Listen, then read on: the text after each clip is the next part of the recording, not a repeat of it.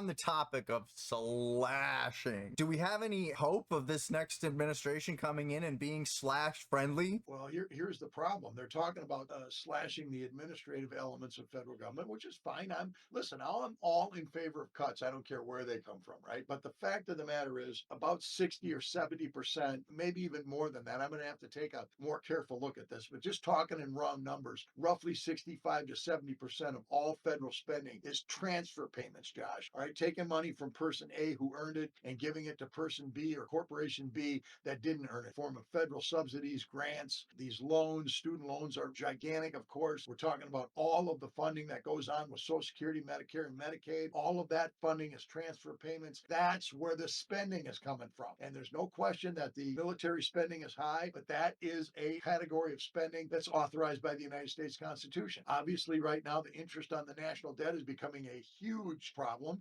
as interest rates have gone up here in the last couple of years. No question about that. As the national debt has exploded to 33 or 34 trillion dollars, it's a huge problem. No doubt about that. But if you get rid of those two things, which you can't do, by the way, can't get rid of military spending, and you can't just eliminate the interest on the national debt. That's impossible. Now we got to focus on transfer payments, because if you don't, there's no other place to cut. That begs the question, though. It's all transfer payments, meaning we're taking money from one place and putting it somewhere else. Most of the money is that, and we cut that out. What does that look like for the economy, and what does that look like for the national debt? Because, I mean, we're still spending all the money on defense, but then we're just not taking the money from somewhere. And when they take the money from somewhere, not every one of those pennies from that dollar is going to that next person. They're doing something with some of it. Of course not, because it's all being laundered through the federal bureaucratic apparatus. There's no doubt about that. Of course, if you stop the transfer pay, taking money from person A, giving it to person B, if you stop that, you stop the money laundering process that goes on at the federal level.